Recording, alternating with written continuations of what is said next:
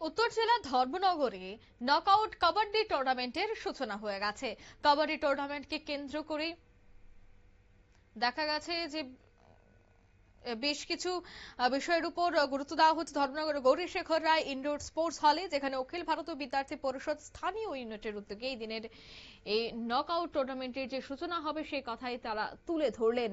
মূলত ধর্মনগর অখিল ভারতীয় বিদ্যার্থী পরিষদ ধর্মনগর নগর ইউনিটের উদ্যোগেই সোমবার থেকে হচ্ছে 3 দিন ব্যাপী এবিপি নকআউট কাবাডি টুর্নামেন্ট 2026 ধর্মনগরের বিবিআই কমপ্লেক্স সংলগ্ন গৌরীশেখর রায় ইনডোর স্পোর্টস হলে বিকেল 5:30 টুর্নামেন্টের উদ্বোধনী অনুষ্ঠান হয়। উদ্যোক্তাদের পক্ষ থেকে জানানো হয়, আগামী 6 থেকে 8 জুলাই পর্যন্ত চলবে এই প্রতিযোগিতা। ক্রীড়ার মাধ্যমে যুব সমাজকে সুস্থ, শৃঙ্খলাবদ্ধ এবং ঐক্যবদ্ধ করে তোলাই এই আয়োজনের মূল উদ্দেশ্য। কি বলছেন তারা, শোনাবো। সবাইকে নমস্কার।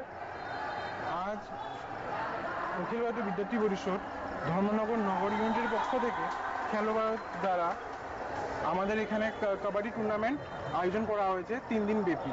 এই 3 দিন ব্যাপী কাবাডি টুর্নামেন্টের আয়োজনের মধ্যে আজকে আমাদের প্রথম দিন ছিল। প্রথম দিনের মধ্যে এই নর্থ জেলার জেলা সংযোজক সঙ্গে ধর্মনগর নগর ইউনিটের সম্পাদক, সাথে গার্লস ইনচার্জ বোন, সাথে সাব ডিভিশনাল কনভেনার ভাই, আর সাথে আমাদের ত্রিপুরা প্রান্ত থেকে আমি স্টেট খেলোয়াড় কনভেনার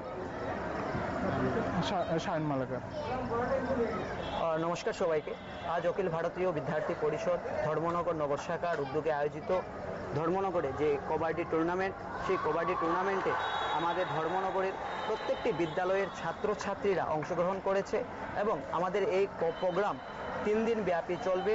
এই খেলার একটি উদ্দেশ্য, আজকের দিনে যেভাবে ছেলেমেয়েরা মোবাইলের দিকে আসক্ত হচ্ছে, সেই জায়গা থেকে তাদেরকে স্ক্রিন টাইম থেকে কিভাবে মাঠে নিয়ে আসা যায়, এই মানসিকতা রেখে বিদ্যার্থী পরিষদ হাতে নিয়েছে screen time to play time.